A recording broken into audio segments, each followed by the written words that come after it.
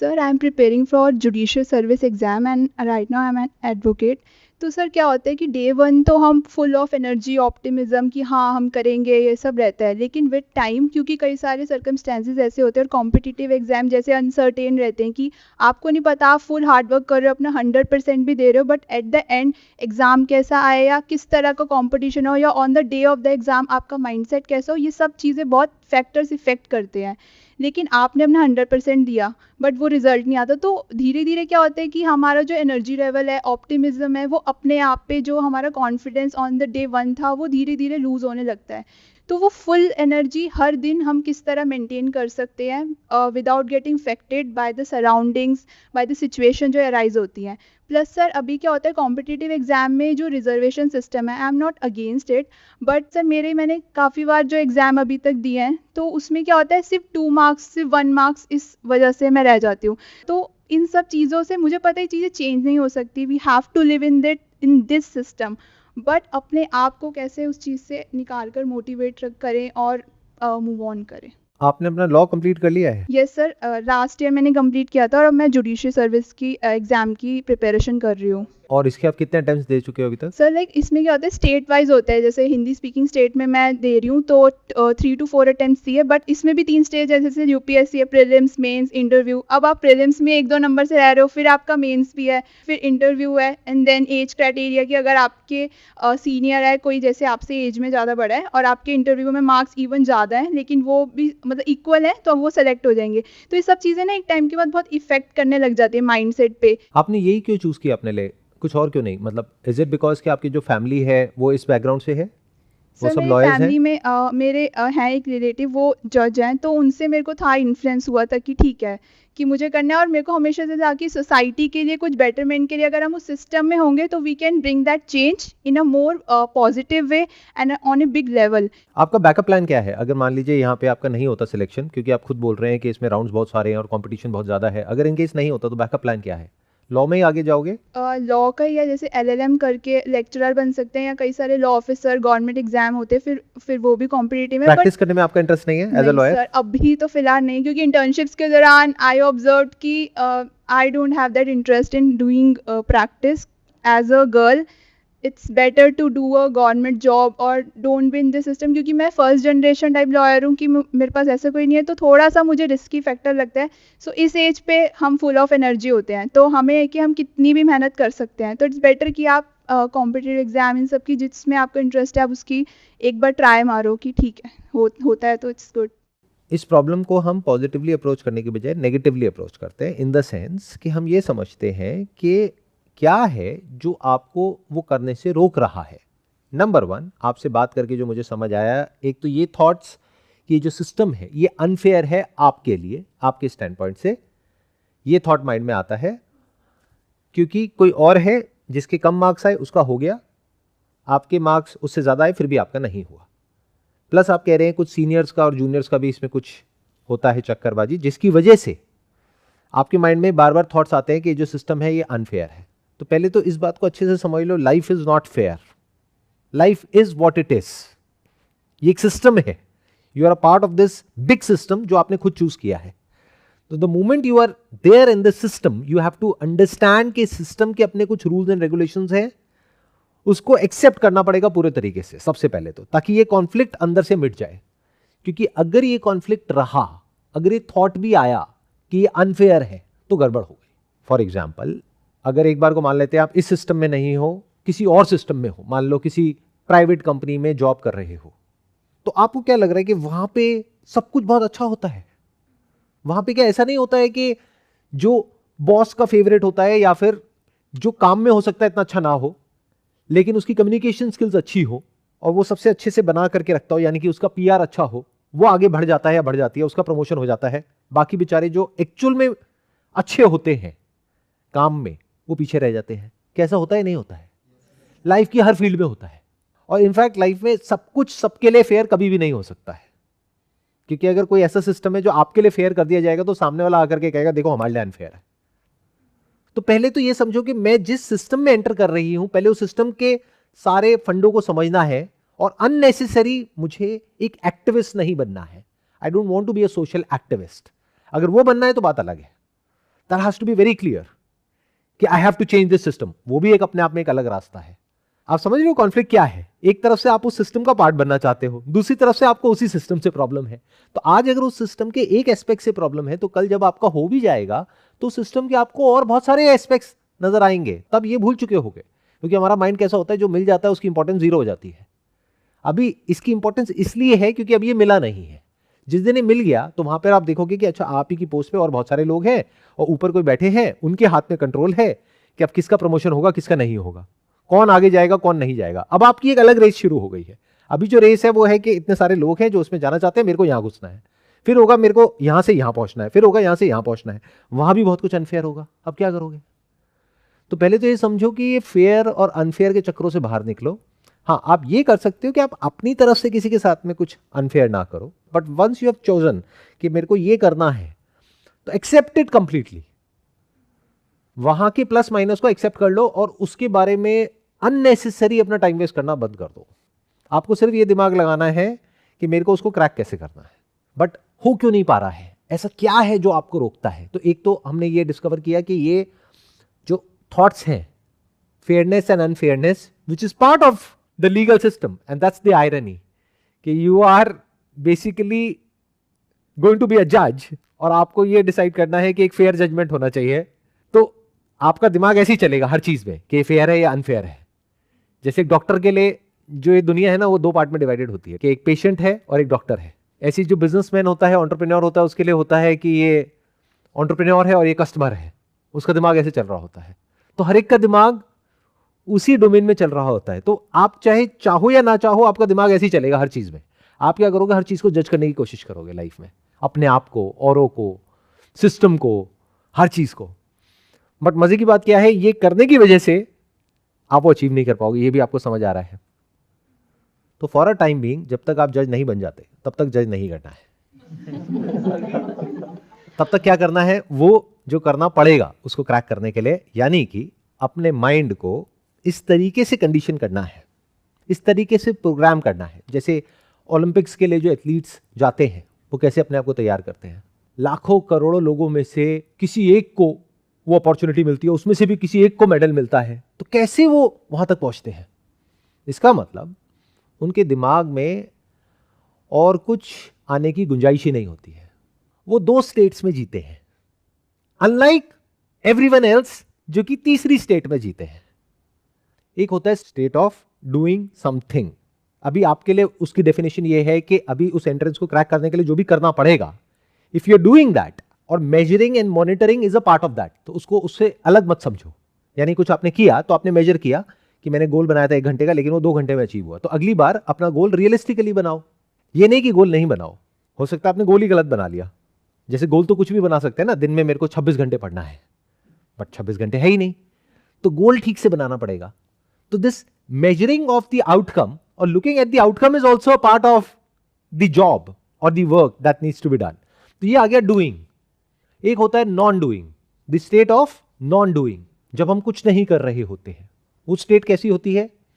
जैसे हम सो रहे हैं, तो अगर नींद गहरी आती है तो अगले दिन आप डूइंग के लिए तैयार हो।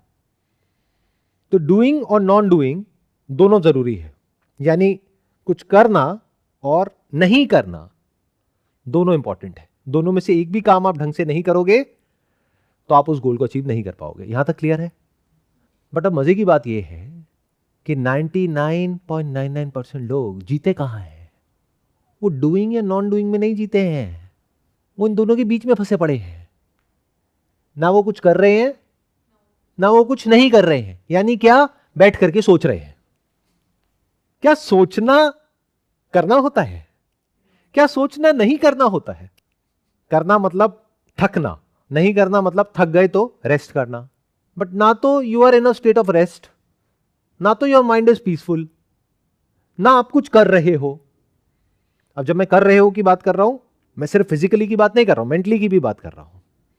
मेंटली अपने गोल को अचीव करने के लिए कुछ कंस्ट्रक्टिव कर रहे हो, उसको करना कहते हैं। क्योंकि बिना माइंड को यूज करे कैसे करोगे?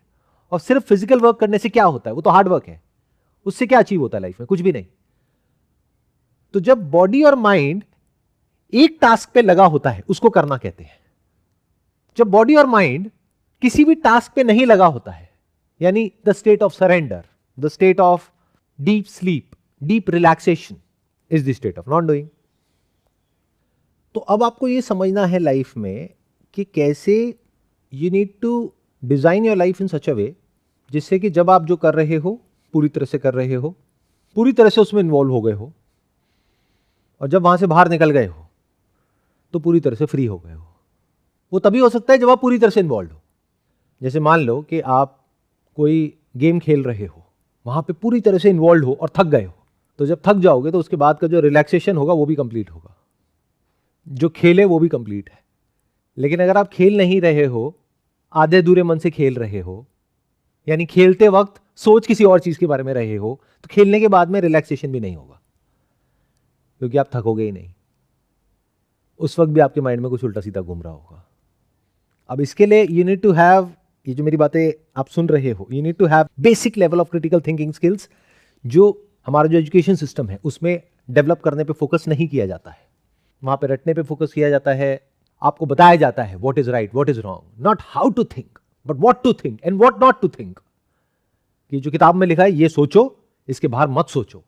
तो मतलब बेवकूफ बनाया जा रहा है लोगों को इस हद तक कि आई एम 100% श्योर यहां पर आप जो लोग बैठे हैं, जो भी मुझे वीडियो में देख रहे हैं, उनको बहुत सारी बातें समझ ही नहीं आने वाली, उनका लिंक टूट जाएगा। मतलब इस केस में आपके लिए डूइंग की क्या डेफिनेशन है, उसको पूरी तरह से सुनना और बीच में कोई गैप नहीं आएगा।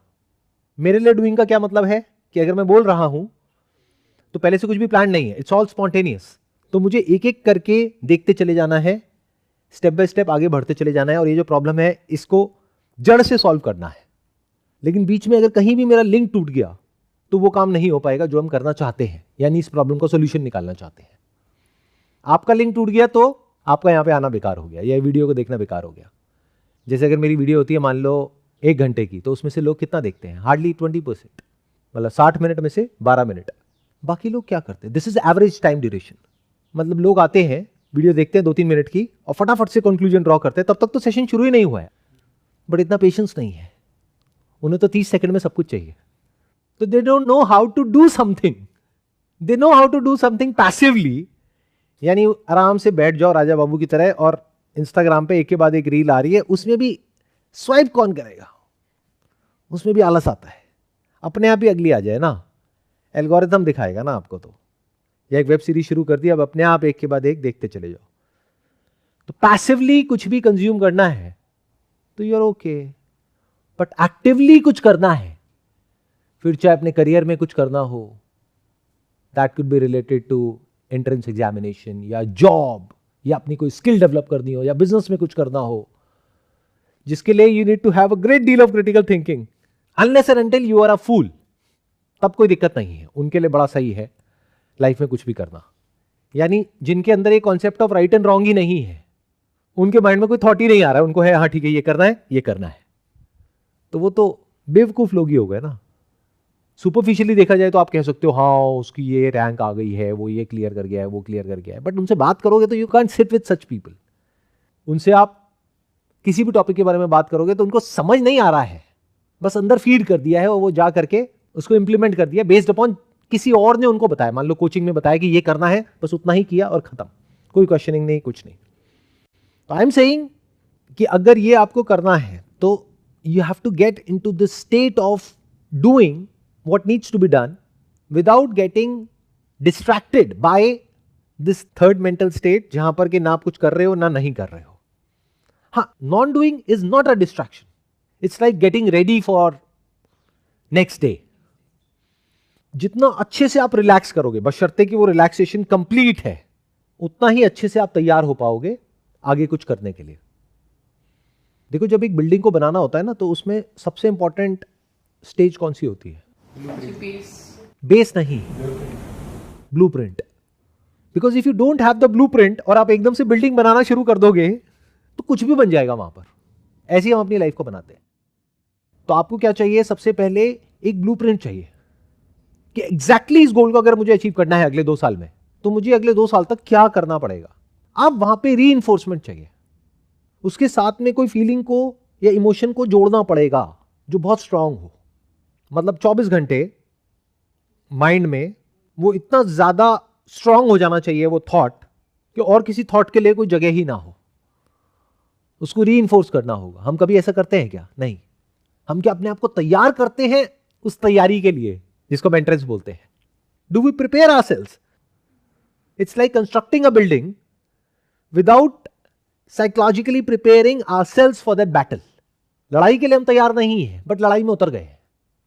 और हम अकेले नहीं, हमारे ऐसे लाखों लोग उतर गए हैं जिनमें हो सकता है टैलेंट आपसे ज्यादा हो, लेकिन आप उनको भी हराने वाले हो। कैसे?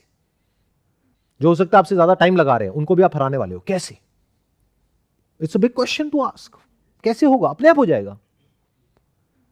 तो you need to see that reality as it is, कि जिस फील्ड में आप उतर चुके हो, जो आप करना चाह रहे हो, आप अकेले नहीं हो, और बहुत सारे लोग हैं जो वो करना चाह रहे हैं, और इसको करना इज नेक्स्ट टू इम्पॉसिबल। क्योंकि करना तो उसी सिस्टम के अंदर रह करके ही पड़ेगा। सिस्टम को बदलना है तो वो एक अलग फील्ड है, तो आप गलत फील्ड में हो। एक फील्ड है सिस्टम को बदलने की फील्ड, वो फिर आपको पॉलिटिक्स में जाना होगा या फिर ऐसी जगह पे जाना होगा जहां पे ये सिस्टम्स बनते हैं, फिर आप उस सिस्टम में चेंज लेकर के आ सकते हो। But you want to succeed in that system, तो जो रूल्स हैं, रेगुलेशंस है, उसके अकॉर्डिंग ही चलना पड़ेगा। आपके साथ साथ में चल रही थी उस कॉन्वर्सेशन में, तो मेरे दिमाग में डाउट आया। आपने बोला रीइंफोर्स करना है, साइकोलॉजिकली प्रिपेयर करना है खुद को। सो क्वेश्चन इज कि हम अपने आप को ऐसा क्या बोलेंगे उस सिचुएशन में, या कैसे रीइंफोर्स करेंगे? What should we tell exactly कि वो रीइंफोर्स होता रहे बार बार, क्योंकि वो भी तो मोनोटोनस हो जाएगा ना।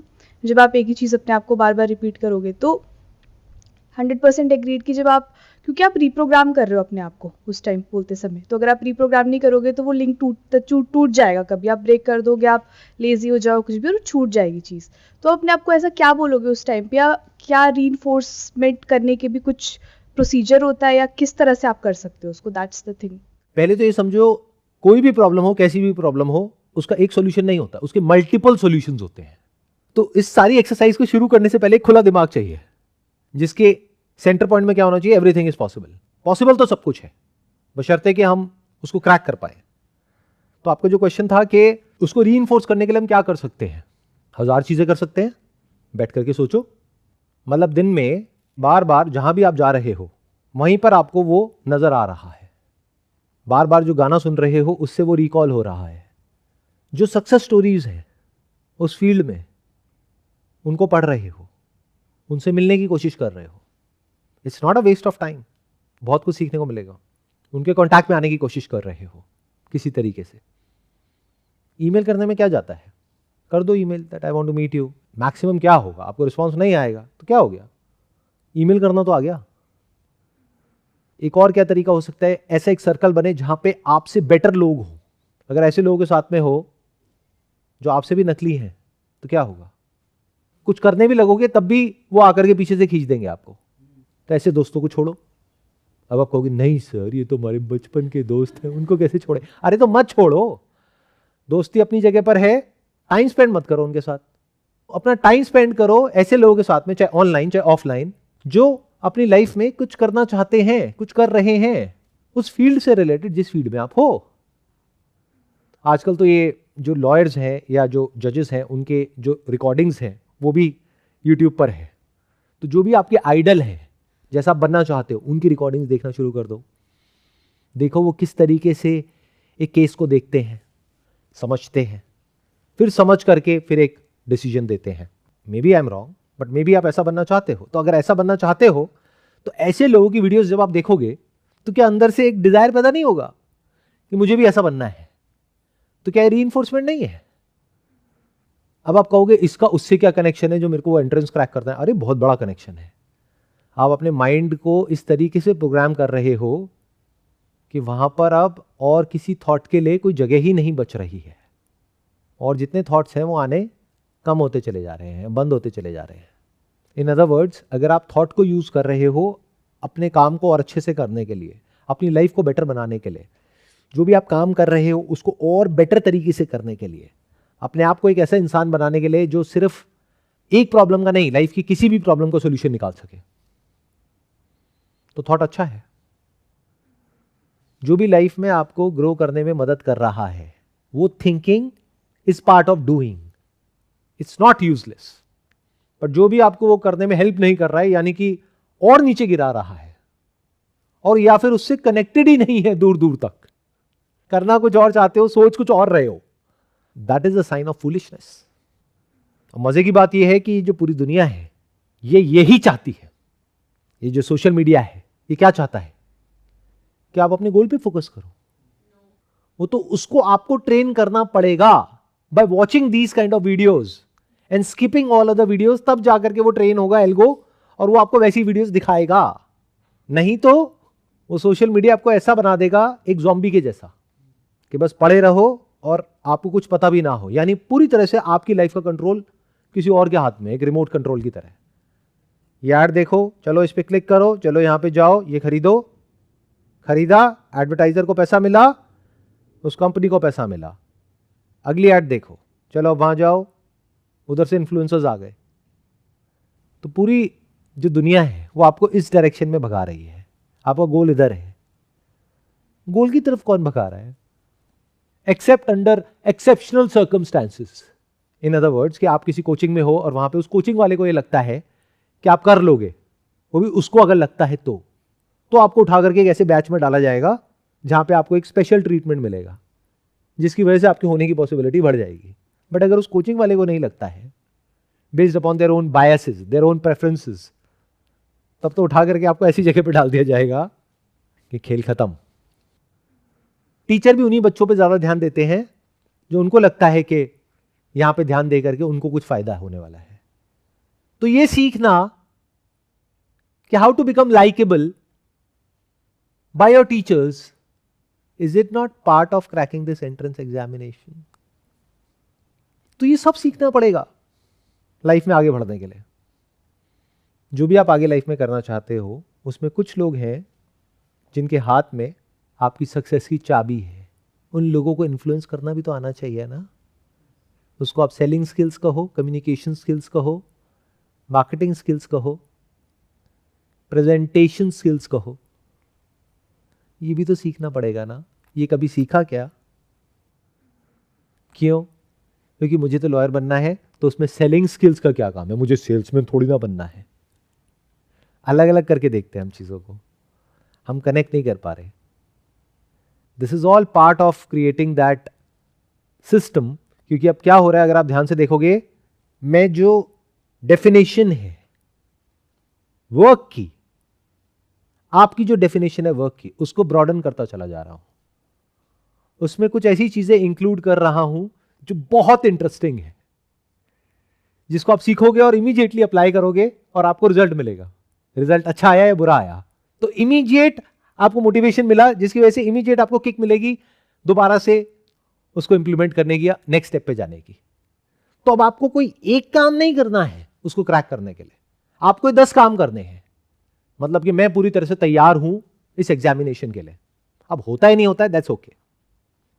अब उसमें आपको यह फिगर आउट करना पड़ेगा कि उसको करने का और क्या बेनिफिट है उस एंट्रेंस को क्रैक करने के अलावा। मान लो अगर वो एंट्रेंस क्रैक नहीं भी हुआ, तब भी उसका कुछ ना कुछ तो फायदा है ना, वो जो आप तैयारी कर रहे हो। तो उस फीलिंग को जोड़ो कि मुझे अपनी जो अंडरस्टैंडिंग पावर है उसको बढ़ाना है। इससे फर्क नहीं पड़ता कि मैं क्या समझने में अपना टाइम लगा रहा हूं या लगा रही हूं, मैं अपनी अंडरस्टैंडिंग पावर को बढ़ा रहा हूं या बढ़ा रही हूं। और अपने आप को ऐसे देखो कि अगले 2 साल बाद चाहे एंट्रेंस होता है या नहीं होता है, तब भी अगर आपको अपना 100% लगाना आ गया उस पर्टिकुलर काम में, तो ये become the kind of a person कि कल को आपको किसी और फील्ड में अपना 100% लगाना है। मान लो वहां पे जुडिशरी में नहीं हुआ, उसके बाद में लॉ में लगाना है, तो वहां पे तो लगा ही दोगे ना। किसी केस को स्टडी करना है, तो you will become an asset for a legal firm, जहां पर आप जा करके रिसर्च कर सकते हो। तो you can become a research analyst in a top law firm. It's not a bad deal. चलो एक हाइपोथेटिकल एग्जांपल लेते हैं। आपने लॉ किया है, तो मैं आपको उसी का एक हाइपोथेटिकल एग्जांपल देता हूं। मान लो मेरी एक बहुत बड़ी लीगल बैटल हुई, just as an example, hypothetical example, जहां पर मेरा जो ओपोनेंट है और मैं हूं एक तरफ, हमारे बीच में कुछ बहुत बड़े लेवल की लीगल बैटल्स हुई। बहुत टाइम लग गया, बहुत एनर्जी लग गई, बहुत पैसा लग गया। तो अब इसको देखने के 2 तरीके हो सकते हैं। एक, जैसे यूजुअली मेरी जगह कोई और होगा तो वो देखेगा, वो क्या कहेगा कि it's a waste of time, waste of money, waste of effort, waste of energy. मैंने उसको किस तरीके से देखा? मान लो फॉर एग्जाम्पल कि वो लीगल बैटल चली 1 साल तक, तो मैं उसको ऐसे देख रहा हूं कि 1 साल का मैंने लॉ के अंदर डायरेक्टली नहीं बट इनडायरेक्टली इंटर्नशिप करी वर्ल्ड की जो टॉप लॉ फर्म है उसमें, जिसको मैंने हायर किया इस लीगल बैटल के लिए। तो एक तरह से एज क्लाइंट मैं इतना सीख सकता हूं जितना कि एज इंटर्न नहीं सीख सकता, क्योंकि इंटर्न को हर बात नहीं बताई जाती है, बट क्लाइंट से कुछ भी छुपा नहीं सकते हैं।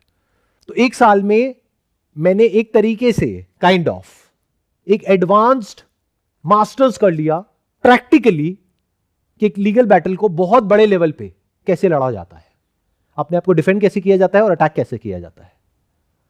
अगर एक साल के लिए मैं ये एक्चुअल में सीखना चाहता अपनी लाइफ में, तो मुझे कितना पैसा लगाना पड़ता? मान लो मैं कहीं गया और सीख रहा हूं, प्लस सब कुछ छोड़ करके मुझे जाना पड़ता, तो अपॉर्चुनिटी कॉस्ट भी हो गई, प्लस वहां रहने की कॉस्ट हो गई, प्लस अगर किसी इंस्टीट्यूट में गया या किसी कॉलेज में गया, किसी यूनिवर्सिटी में गया, तो वहां की अपनी फीस हो गई। तो मान लो एक्स अमाउंट लग गया, तो मैं ऐसे देख रहा हूं कि इससे कम अमाउंट में मेरा काम हो गया। I am happy at the end. क्यों? क्योंकि आज से एक साल पहले मुझे इसके बारे में नहीं पता था। आज इन एंड आउट इतना कुछ पता है जितना आपको भी नहीं पता होगा, क्योंकि practical is always different from theoretical. Approach में फर्क समझ आ रहा है? I am unstoppable not because कि मेरे को एक के बाद एक सक्सेस मिलती चली जाती है। आई एम अनस्टॉपेबल बिकॉज मेरे को सक्सेस और फेलियर से कोई मतलब ही नहीं है। It doesn't matter. That's why I am unstoppable. कि मैं चाहे एक सेशन कर रहा हूं एक स्टेडियम में जहां पे 10,000 लोग हैं, या फिर यहां पे कर रहा हूं जहां पे सिर्फ 15-20 लोग हैं, इट डजंट मैटर। कोई देख रहा है कोई नहीं देख रहा है, it doesn't matter. That's why I am unstoppable. मतलब लाइफ में लॉस हो जाए प्रॉफिट हो जाए, दोनों ही मेरे लिए बराबर है, या दोनों ही इंपॉर्टेंट नहीं है। इंपॉर्टेंट क्या है कि उस पूरे एक्सपीरियंस से उससे मैंने क्या सीखा, क्या कुछ सीखा? अगर सीखा तो वो अच्छा है। प्रॉफिट लॉस क्या होता है? और ये आपको किसने कह दिया कि प्रॉफिट इतना हो गया तो ये अच्छा है और लॉस इतना हो गया तो ये बड़ा है? ये बड़ा और छोटा तो शॉर्ट टर्म में होता है, लॉन्ग टर्म में नहीं होता है। जब मेरी एज थी 18-19 साल 20 साल, तब मेरे लिए 25,000 रुपए का लॉस बहुत बड़ा था, या 50,000 रुपए का प्रॉफिट बहुत बड़ा था। बट आज मैं जो भी कुछ हूं उस प्रॉफिट और लॉस की वजह से ही तो हूं, उसको करने के लिए जो मैंने किया। तो क्या आज के स्टैंड पॉइंट से देखा जाए तो क्या वो बड़ा है छोटा है? आप बोल तो रहे हो बहुत छोटा, but you don't know that. But हाँ, इससे आइडिया लगा सकते हो कि भाई ये नहीं कि मैं कितना कमा रहा हूं, क्योंकि वो तो मैं कभी आपको बताऊंगा ही नहीं, बट कितना छोड़ रहा हूं वो तो पूरी दुनिया के सामने है। जो कमा सकता हूं अपने मोबाइल पे कुछ बटन दबाने के बाद में, वो छोड़ रहा हूं, तो छोड़ने के लिए दम तो होना चाहिए ना, और जेब में पैसा भी होना चाहिए। तो कितना छोड़ रहा हूं उससे अगर आप हिसाब लगा लो तो आइडिया लगा सकते हो कि वो जो 15-20 हजार रुपए बड़ा लॉस लग रहा था, एक टाइम पे ऐसा लग रहा था मैं लुट गया हूं, मैं बर्बाद हो गया हूं, मेरा सब कुछ ही चला गया है, आज जिस लेवल पर हूं वो उसी की वजह से हूं। ऐसे सोचो लाइफ में। जब इस तरह से सोचना शुरू करोगे, then you will become the kind of a person who is going to be unstoppable in all walks of life.